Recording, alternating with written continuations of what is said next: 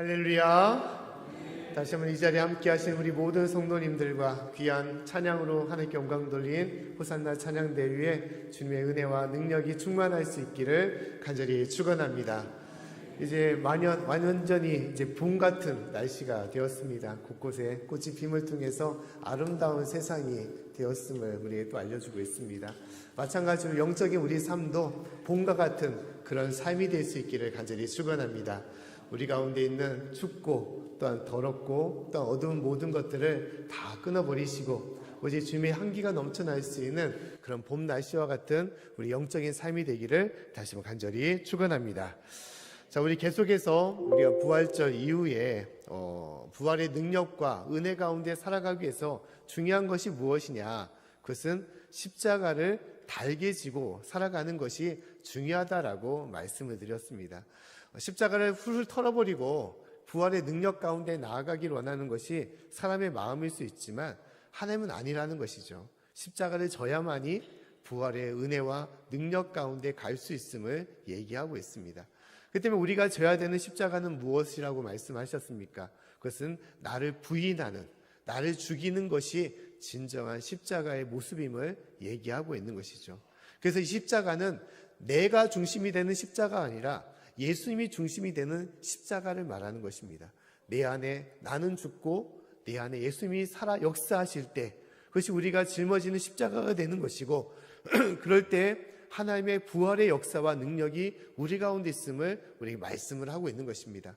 사랑하는 성도 여러분, 진실로 내 자신을 다 내려놓으시고 겸손한 마음으로 또 섬기는 마음으로 또 나를 버리는 마음으로 주 앞에 나아갈 때 주님의 역사와 능력이 저와 여러분 가운데 임할 수 있기를 간절히 축원합니다.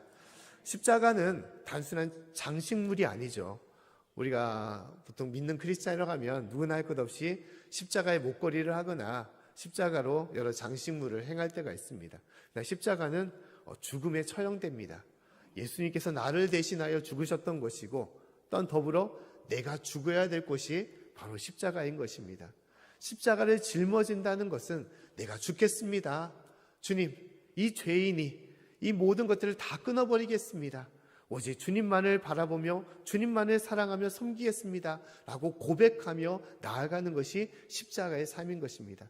사랑하는 성도 여러분, 이러한 십자가를 우리가 짊어지시고 더욱더 부활의 능력 가운데 살아가는 저와 여러분의 삶이 되기를 다시 한번 간절히 축원합니다. 자, 두 번째로 오늘 말씀에 예수님께서는 우리에게 십자가를 지라고 하시는데 그 십자가는 또 구체적으로 무엇이냐? 그 십자가는 사랑의 십자가라는 것을 말씀하고 있습니다. 오늘 말씀 34절 말씀 보면 다음같이 얘기를 하고 있습니다. 우리 34절 말씀을 같이 한번 읽어보겠습니다. 자, 시작. 새 계명을 너에게 주노니 서로 사랑하라. 내가 너희를 사랑한 것 같이 너희도 서로 사랑하라. 아멘. 자, 서로 사랑하라고 예수님께서 말씀을 하고 있습니다. 이 말씀은 언제 이루어진 것이냐? 예수님께서 십자가에 달려 돌아가시기 전 제자들과 함께했던 최후의 만찬 속에서 예수님께서 마지막 유언같이 고별 설교와 같이 하신 말씀이 서로 사랑하라는 그런 말씀인 것입니다. 서로 사랑하라. 서로 사랑해야만이 진실로 하나님의 길을 따라 나설 수 있는 성도와 제자가 될 수 있는 것이고 그럴 때만이 진실로 온전한 삶이 될 수 있음을 말씀하고 있는 것입니다. 자, 예수님께서 가셨던 십자가는 어떤 십자가입니까? 고난의 십자가고 희생의 십자가며 섬김의 십자가였습니다.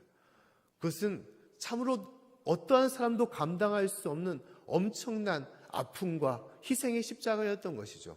그런데 예수님께서 그 십자가를 짊어지신 이유는 무엇입니까?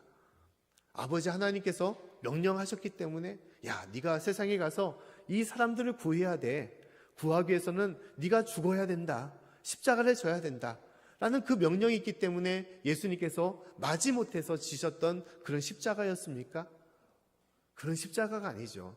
예수님께서 지셨던 십자가는 고난과 희생의 십자가는 우리를 사랑하셨기 때문에 지신 십자가임을 말씀하는 것입니다. 우리를 사랑하셨기 때문에 예수께서 인간의 몸으로 이 땅에 오셨고 3년의 그 어려운 시절들을 보내며 우리의 모든 것을 살리기 위하여 우리를 진실로 사랑하셨기 때문에 모든 물과 피를 쏟으면서 흘리셨던 십자가였음을 말씀하는 것입니다. 그 때문에 이 십자가는 고난과 희생, 아픔의 십자가지만 그러나 구체적으로 말하면 어떤 십자가냐? 사랑의 십자가임을 얘기하고 있는 것입니다. 예수는 사랑이시고 하나님은 사랑이시기 때문에 이 십자가를 통하여 우리를 분명하게 드러내 주시는 것입니다. 요한일서 4장 10절과 11절 말씀에도 하나님의 사랑에 대해서 다음과 같이 말씀을 하고 있습니다. 우리 말씀을 같이 한번 읽어보겠습니다. 자, 시작. 사랑은 여기 있으니 우리가 하나님을 사랑한 것이 아니요 오직 하나님이 우리를 사랑하사 우리 죄를 위하여 화목제로 그 아들을 보내셨음이니라. 사랑하는 자들아, 하나님이 이같이 우리를 사랑하셨은즉 우리도 서로 사랑하는 것이 마땅하도다. 아멘. 하나님이 지금 이 순간에도 우리를 사랑하고 있다는 것입니다. 우리를 진실로 사랑하셨기 때문에 진실로 예수님을 통하여 우리를 살리셨던 것이고, 예수님도 그 고난과 그 아픔, 그 엄청난 희생의 십자가를 달게 지고 그 가운데 나아갔던 것입니다. 그렇기 때문에 하나님은 우리에게도 이 십자가를 지고 따르라라고 말씀을 하고 있다는 것이에요. 하나님을 믿는 성도라면, 하나님을 따르는 제자라면 진실로 사랑의 십자가를 짊어질 때만이 그 성도라고 이름 부를 수 있고 주 앞에 설 수 있음을 말씀하고 있는 것입니다. 우리가 이 지금까지 살아오면서 우리는 어떻습니까? 이런 십자가의 은혜 가운데 우리가 살아오고 있음을 우리가 깨달는 것이죠. 하나님께서 주신 십자가, 또 예수님께서 주신 그 사랑의 십자가도 있을 뿐만 아니라 또 부모님을 통하여 함께하는 믿음의 동역자들을 통하여 여러 많은 사랑의 십자가를 우리는 받고 지금까지 우리가 살아가고 있지 않습니까? 참으로 자식을 위하여 이루 말할 수 없는 부모님들이 사랑의 십자가를 달게 지고 나아갔던 것이죠. 의무적으로 내가 부모니까, 아빠 엄마니까 마지못해서 자녀를 키우는 것이 아니라 사랑하기 때문에 그 고난의 십자가를 짊어지신 것이고, 그렇기 때문에 그 사랑의 십자가이기 때문에 우리가 있음을 얘기하는 것입니다. 하나님께서는 우리에게도 마찬가지로 그 사랑의 십자가를 짊어지라고 얘기하는 것이에요. 가정 안에서 남편과 아내로서 사랑의 십자가를 짊어지라는 것입니다. 너희가 사랑해야 될 남편이 있음을, 사랑해야 될 아내가 있음을, 사랑하는 자녀와 부모가 있음을 알고 그 사랑의 십자가를 지라고 얘기하는 것입니다. 십자가에는 무조건 희생과 고난과 아픔이 따르지만 그러나 사랑이 있기 때문에 그 모든 것들을 우리는 기쁨으로 감수하며 그 가운데 나아가는 것이죠. 사랑이 없다면 그것은 그냥 섬김과 희생과 아픔의 십자가가 될 뿐이지 결코 부활의 기쁨 가운데 있는 십자가가 될 수가 없는 것입니다. 주님께서는 사랑을 통하여 그 십자가를 지라고 말씀을 하고 있는 것입니다. 교회 안에서도 마찬가지죠. 우리가 내일 다음 주면 임직자를 우리가 세우지만, 장로님과 우리 안수지사님, 권사님을 세우지만 그 하나님의 일을 감당하는 모든 것은 무엇입니까? 사랑의 마음이 있기 때문에 그 모든 것을 감당하는 것이에요. 장로로서 하나님을 섬기고 교회와 교인을 섬기는 이유는 무엇입니까? 그냥 내가 있는 직분이기 때문에 마지못해서 의무적으로 그 일을 행하는 것이 아니죠. 우리 안에 사랑이 있기 때문에 그런 거죠. 하나님에 대한 사랑과 이웃에 대한 그 사랑이 있기 때문에 내가 직분자로서 섬기며 나누는 것입니다. 우리가 이 자리에 예배를 드리는 데 있어서 사랑이 없다면 아무 의미가 없는 것이에요. 하나님에 대한 사랑이 있기 때문에 우리가 진실로 이 자리에 나와 예배를 드리고 기도를 하며 찬양하는 것이 진실로 우리 삶의 기쁨이 되고 능력이 되는 것입니다. 사랑이 없이 또 주일이 됐으니까 나와서 예배 드려야지, 그냥 또 이 자리에 있으니까 기도하고 또 찬양해야 되지, 그것은 아무 의미가 없습니다. 하나님께서 받으시는 것이 아니고 하나님의 능력이 임할 수가 못하는 거예요. 오직 사랑하는 마음으로 주님 앞에 내 모든 것을 드리듯이 산제소로 주님 앞에 드릴 때 그 예배가 하나님의 기쁨이 되며 또 우리 가운데 역사하시는 예배가 되는 것입니다. 봉사도 마찬가지예요. 내가 받은 직분자로서, 내가 장로와 권사와 안수집사로서 아무리 봉사하고 아무리 전도하고 아무리 섬길지라도 내가 믿음의 동역자 성도를 사랑하는 마음이 없다면 아무 의미가 없는 것입니다. 기뻐하시는 모습이 되지 못하는 거예요. 사랑하는 마음을 품고 그 가운데 나아갈 때 하나님께서는 그것을 기뻐하시고 그 가운데 역사하시며 부활의 능력과 역사로 주께서는 그것을 인도해 주시는 것입니다. 사랑하는 성도 여러분, 진실로 사랑의 마음을 품으시고 그 사랑의 십자가를 통하여 주님의 능력과 또 일을 행할 수 있는 저와 여러분의 삶이 되기를 간절히 축원합니다. 할렐루야. 또 오늘 말씀의 중요한 것은 예수님께서 서로 사랑하라고 말씀하시면서 무엇이라고 말씀하시냐, 이것이 바로 새 계명이다라고 얘기를 하고 있다는 것입니다. 오늘 34절 말씀을 다시 한번 읽어보겠습니다. 34절 말씀, 자 시작. 새 계명을 너에게 주노니 서로 사랑하라. 내가 너희를 사랑한 것 같이 너도 서로 사랑하라. 아멘. 자, 서로 사랑하라는 이 말, 우리는 익히 들어오는 말이죠. 사랑이라는 말은 끊임없이 듣고 서로 사랑하라는 거 당연한 것으로 우리가 알고 있습니다. 특히 서로 사랑하라는 말은 예수님께서 처음 하신 말씀이 아니에요. 이전부터 구약에도 이 말씀은 계속 있었습니다. 레위기 19장 18절 말씀에도 이웃 사랑에 대해서 다음과 같이 얘기를 하고 있습니다. 제가 한번 읽어드리면, 원수를 갚지 말며 동포를 원망하지 말며 이웃 사랑하기를 내 몸과 같이 하라. 나는 여호와니라. 내 이웃을 내 몸같이 사랑하라는 말은 특별한 것이 아니었어요. 이전 구약에도 하나님께서 말씀하신 거, 또 하나님에 대한 사랑은 이루 말할 수 없이 많이 반복되어 주신 말씀이죠. 근데 왜 예수님께서 하신 이 서로 사랑하라는 말이 왜 특별하고 새로운 계명이 되는 것입니까? 왜 그럴까요? 자, 이 새로운 내용이 되는 것은 무엇이냐? 이 말씀이 내가 너희를 사랑한 것 같이 너희도 사랑하라는 그 말씀이 있기 때문이라는 것입니다. 34절 말씀에 서로 사랑하되 어떻게 사랑하라는 것입니까? 내가 너희를 사랑하듯이 너희도 서로 사랑하라고 말씀을 하고 있는 것입니다. 예수님께서 우리를 사랑했던 것이 어떤 사랑이기에 이것이 특별하고 새로운 계명이 되는 사랑인 것입니까? 그 예수님께서 사랑하셨던 사랑은 조건이 없는 사랑이었어요. 그 사랑받는 대상에 대해서 아무 이유 없이 주신 사랑이었음을 얘기하고 있는 것입니다. 자, 오늘 말씀 요한복음 13장에 있는 말씀은 앞서 말씀드린 것처럼 예수님의 마지막 만찬에 있었던 말씀입니다. 근데 그 자리에 누가 있었냐? 12명의 제자들이 있었어요. 제자들 중 누가 있었습니까? 가룟 유다가 있었던 것입니다. 가룟 유다는 이 자리에 함께 있었던 이유는 뭐냐? 오직 예수님을 팔아버릴 생각으로 자리에 함께하고 있었던 것입니다. 요한복음 13장 1절과 2절 말씀 보면 다음과 같이 말씀을 하고 있습니다. 우리 말씀을 같이 한번 읽어보겠습니다. 자, 시작. 유월절 전에 예수께서 자기가 세상을 떠나 아버지께로 돌아가실 때가 이른 줄 아시고 세상에 있는 자기 사람들을 사랑하시되 끝까지 사랑하시니라. 마귀가 벌써 시몬의 아들 가룟 유다의 마음에 예수를 팔려는 생각을 넣었더니. 아멘. 가룟 유다가 예수님을 판다는 것을 예수님께서 모르셨다는 것입니까? 다 알고 있었다는 것이죠. 우리가 만약 예수님이라면 이 가룟 유다를 보고 어떤 마음이 들겠습니까? 내가 너를 제자 삼았는데, 너를 3년 동안 가르치고 너를 진실로 아끼고 너를 돌봤는데 네가 어찌 나를 배신해? 어찌 나를 팔아서 나를 죽이려고 해? 그 마음이 든다면 그 가룟 유다를 보고 예수님의 마음속에는 무엇이 임하겠습니까? 증오와 미움이 달 수밖에 없죠. 그 배신감으로 가룟 유다를 보면서 치를 떨 수밖에 없을 것입니다. 심지어 베드로는 어떻습니까? 베드로는 예수님을 결코 부인하지 않는다고 했었죠. 그러나 예수님께서 잡히시던 날 베드로는 3번씩이나 부인했던 것입니다. 예수님은 그 모든 것도 다 알고 있었던 것이죠. 심지어 예수님께서 십자가에 달릴 때도 제자 요한을 제외한 모든 제자들이 다 도망갈 것임을 예수님은 다 알고 있었던 거예요. 그 제자들에게 예수님께서 뭐라고 말씀하십니까? 내가 너희를 끝까지 사랑하시겠다라고 말씀하고 있다는 거예요. 너희를 사랑하겠다.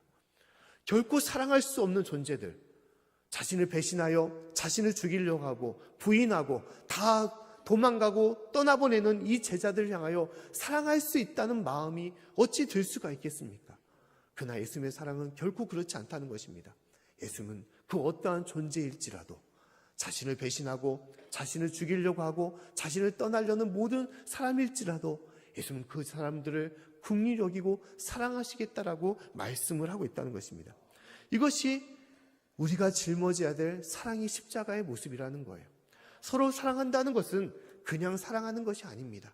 내가 좋아서 또한 사랑할 만한 사람을 택해서 사랑하는 거 결코 그것이 아니라는 거예요. 사랑할 수 없는 존재일지라도 심지어 나에게 상처를 입히고 나를 원망하고 나를 미워하는 사람일지라도 하나님께서 뭐라고 말씀하시냐? 사랑하라고 말씀을 하고 있다는 것입니다. 이것이 우리에게 주신 새 계명이라는 거예요. 이전에는 내가 좋아서 내가 원해서 사랑하는 마음을 행했다면 이제는 그러지 말라는 것입니다. 사랑할 수 없는 존재일지라도 사랑해야 된다는 것이에요. 하나님께서는 진실로 이런 마음을 품고 나아가라고 말씀하는 것입니다. 근데 참으로 안타깝게 우리는 살아가면서 어떻습니까? 사랑해야 될 대상임에도 불구하고 사랑하지 못할 때가 많이 있어요. 우리가 진실로 사랑해야 할 대상은 무엇입니까? 가장 주님께 세우신 가정이 또 그 가족이 우리가 사랑해야 될 대상인 것이죠. 근데 어느 순간 지나다 보면 한순간에 가장 가까운 또 평생의 반려자, 동반자라고 할 수 있는 부부 간에도 서로가 미워하는 대상으로 바뀔 때가 있는 것이죠. 왜 그렇습니까? 사랑해야 되는데도 불구하고 어느 순간에 미워하고 다투고 시기하여 갈라서며 가정이 망해지는 그런 존재로 바뀌는 이유가 무엇입니까? 사람이 변했기 때문에 예전에는 참 그러지 않았는데 어떻게 저렇게 될까라는 그런 모습 속에서 그 모든 것들이 사라진 것입니까? 그것이 아니라는 것이죠. 중요한 것은 우리 가운데 사랑의 마음이 사라지고 있다는 것입니다.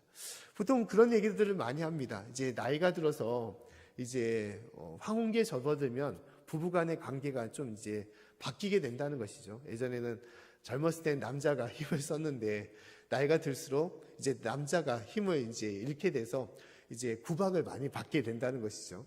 그래서 이제 이 나이 든 남편을 향해서 아내들이 뭐라고 말하냐? 이제 같이 있으면 골칫덩어리라고 얘기를 합니다. 끊임없이 문제를 만들어내기 때문에 골칫덩어리라고 얘기하고, 또 그런다고 밖으로 데리고 나면 어떤 얘기가 되냐? 이 밖으로 데리고 나면 이것이 또한 걱정덩어리가 된다는 것입니다. 무슨 일을 또 잘못한 것을 행하지 않을까, 사고를 치지 않을까, 걱정덩어리가 된다는 거예요.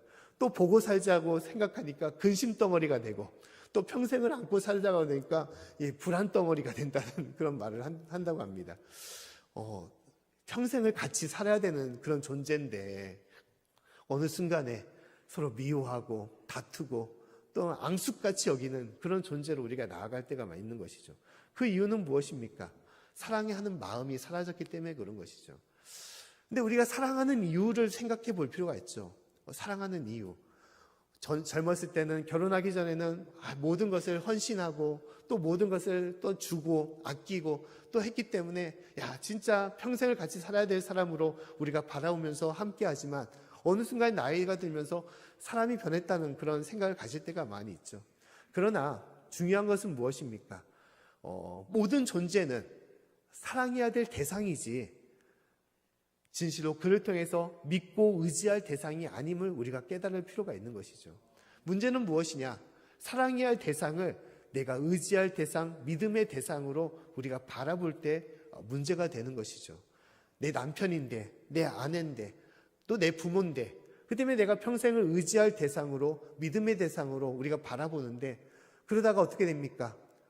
그러다가 내 뜻대로 되지 못하고 또 내가 원하는 대로 하지 못하면 그것이 나에게 실망감을 안겨주고 또 배신감을 안겨줘서 더 이상 믿을 수 없는 존재, 의지할 수 없는 존재로 변해서 결코 사랑하지 못하게 되는 것이죠. 근데 그 모든 사람과의 관계는 결코 믿을 수 있는 관계나 의지할 수 있는 관계는 아니라는 것입니다. 왜냐하면 인간은 연약하고 부족할 뿐만 아니라 또한 죄 많은 존재라는 것이죠. 말로는 그럴듯하게 평생을 사랑한다고 하면서도 인간은 어떻습니까? 끊임없이 마음이 바뀌면서 변화되고 또한 실수를 할 수밖에 없는 것입니다. 그런데 중요한 것은 무엇입니까? 그 존재를 그냥 믿고 의지하는 대상이 아니라 사랑해야 될 존재로 바라볼 필요가 있다는 것이에요. 하나님께서는 모든 이들을 다 사랑해야 될 존재로서 이 땅에 만드시고 이 땅에 보내신 것입니다. 하나님 앞에서 그 누구도 사랑할 수 있는 조건을 갖출 수 있는 존재는 없습니다. 그 어떤 사람도 사랑할 만한 이유가 있어서 사랑하는 그런 사람은 없는 거예요. 모든 사람이 다 죄인인 것입니다. 그럼에도 불구하고 하나님은 어떻습니까? 예수님은 우리를 사랑하시고 우리를 용서하시고 우리를 품어주신 것이죠. 오직 우리가 사랑받을 만한 존재이기 때문에 하나님께서는 우리를 사랑해 주신 것입니다. 하나님께서는 우리도 그러한 마음으로 서로를 사랑하라고 말씀하고 있습니다. 내가 함께하는 내 아내, 내 남편, 사랑받을 만한 존재로서 바라봐야 되는 것이지 내가 의지하고 믿어야 할 존재로 바라봐서는 안 된다는 것이죠. 사랑할 만한 존재로 바라볼 때면 그것이 실수를 하거나 또 문제가 있거나 또한 나에게 상처를 주더라도 그 존재는 어떻습니까? 사랑해야 될 존재가 되는 것이죠. 존재가 되는 것입니다. 끝까지 사랑해야 될 존재로 남아있을 수가 있는 것입니다. 우리 자녀도 마찬가지죠. 자녀를 사랑할 만한 존재로 바라봐야 되는데 끊임없이 부모의 욕심을 통하여 무엇을 바라보고 또 무엇을 원하고 행한다 보면 어느 순간에 그 뜻대로 되지 못함을 통하여 사랑이 식어져 버리고 사랑이 없어져 버리는 것이죠. 하나님께서는 그렇게 바라보지 말라는 것입니다. 사랑할 만한 존재로서 어떠한 조건과 형편에서도 아낌없이 사랑하며 섬기라라고 말씀을 하고 있는 것입니다. 우리가 짊어져야 될 사랑의 십자가가 그런 십자가임을 얘기하는 것이에요. 새로운 계명으로서 심지어 원수까지도 용서하며 섬기는 삶으로 우리가 살아가라고 말씀을 하고 있는 것입니다. 진실로 모든 존재를 사랑할 만한 존재로서 바라볼 필요가 있는 것입니다. 우리가 보통 모든 가정마다 요새는 어떻습니까? 애완동물을 키울 때가 많이 있죠. 애완동물을 키우면서 어떤 생각을 많이 갖습니까? 그냥 동물들이 항상 따르는 건 아니잖아요. 강아지나 그런 것이 주인의 말대로 따르지 않습니다. 어떤 때는 소파를 어지럽힐 때도 있고, 함부로 집안을 어수선하게 만들 때도 있고, 또 이제 하라고 하는 대로 따르지 못할 때가 있는 것이죠. 근데 어떻습니까? 대부분 동물들이 키우면서 그럼에도 불구하고 그냥 먹이를 주면서 또 똥도 치워주면서 끝없이 사랑을 주는 것이죠. 심지어 모든 자연도 마찬가지입니다. 우리가 여러 나무들이나 꽃을 보면서 세상의 모든 자연들을 보면서 아름답다고 느끼면서 사랑스럽다라고 생각을 하는데 그 모든 것들이 꽃이 피든지 안 피든지 우리는 어떻습니까? 그냥 사랑하는 마음을 갖게 되는 것이죠. 자연의 모든 만물들, 어떤 때는 날씨가 굳어져서 비가 내리든지 또 날씨가 화창해서 맑든지 우리는 어떻습니까? 모든 것들이 그냥 아름다운 존재로서 사랑할 만한 존재로서 우리가 바라보게 되는 것이죠. 근데 놀랍게도 사람에 대해서는 우리가 그런 마음을 품지 못할 때가 많이 있습니다. 그냥 내 자녀를 그냥 있는 그대로 그냥 사랑해야 될 존재로 바라봐야 되는데 어느 순간에 부모의 뜻대로 행하지 못하는 자녀를 통하여 실망하면서 사랑이 식어질 때가 있는 것이죠. 부부관계도 마찬가지입니다. 하나님께서는 부부를 맺어준 것은 서로 사랑하라고 아낌없이 주라고 세워준 건데도 불구하고 어느 순간에 사랑을 받기 위해서 내가 의지하기 위해서 서로를 바라보다가 내 안에 있는 사랑이 식어져 버리고 없어지게 되는 것이죠. 심지어 모든 삶도 마찬가지입니다. 끊임없이 하나님께서는 모든 이들을 사랑하라고 말하는데도 불구하고 내가 받은 상처와 내가 받은 아픔과 내가 받은 고통을 통하여 그 사람을 외면하거나 그 사람을 내가 미워하거나 그 사람을 시기하면서 그 사람의 관계를 끊어버리고 사랑의 십자가를 우리는 버리며 살아가게 되는 것이죠. 하나님은 진실로 서로를 향하여 사랑의 십자가를 짊어지라고 말씀하고 있습니다. 예수님께서 가룟 유다를 위해서도 사랑의 십자가를 짊어지셨듯이 베드로를 위해서도 사랑의 십자가를 짊어지고 로마 병정들을 향하여 십자가를 짊어지고 심지어 나를 위하여서도 십자가를 짊어지셨듯이 너희도 서로를 사랑의 십자가로 짊어지며 사랑하라고 말씀을 하고 있는 것입니다. 사랑하는 성도 여러분, 우리가 함께하는 모든 이들이 사랑해야 될 존재임을 잊지 마시고 주님의 그 사랑의 십자가를 달게 지고 주님과 함께 살아갈 수 있기를 간절히 축원합니다. 여러 선교사님들의 이야기 중에 에콰도르의 한 부족에게 복음을 전했던 그런 선교사와 그 가족들의 이야기가 있습니다. 이제 그 이야기가 이제 영화로도 제작이 되었는데 창의 끝이라는 그런 영화가 있습니다. 이제 선교사님들, 남편 되는 선교사님들이 이제 그 부족에 찾아가 복음을 전하는데 그들이 만났을 때 어떻게 했냐? 그들이 죽임을 당했습니다. 그 부족들은 아무도 모르기 때문에 외부인들이기 때문에 적대시하고 그냥 죽인 거예요. 근데 그 이후에도 이 가족들이 그 하나님의 사랑을 품고 그 부족에게 이제 들어가서 마침내 복음을 전하고 그 부족이 다 변화되어 예수를 믿는 그런 마을과 그런 삶이 되었다는 그런 이야기가 있습니다. 근데 이 이야기, 이 말씀, 이 내용 중에 놀라운 것은 무엇이냐? 이 남편 되는 선교사님들이 그들과 만났을 때, 그들이 이제 죽음을 당하는 그 사정 속에서 그들에게 무엇이 있었냐? 자신을 방어할 수 있는 총이 있었다는 거예요. 그들이 죽고 나서 그들의 시신들을 발견했는데 다 총을 갖고 있었다는 것입니다. 총 안에는 또 무엇이냐? 다 실탄들이 다 채워져 있었던 거예요. 쉽게 말하면 자신을 살리기 위해서, 자신을 방어하기 위해서 총을 쏠 수 있고 그들을 죽일 수도 있는 상황이었다는 것입니다. 근데 그들은 그러지 않았다는 거예요. 그러지 않았다는 것입니다. 왜? 자신이 죽는 상황인데 왜 자신을 살리려고 하지 않았는가? 그 이유는 무엇이냐? 자신들이 그들을 죽였다면 어떻겠냐?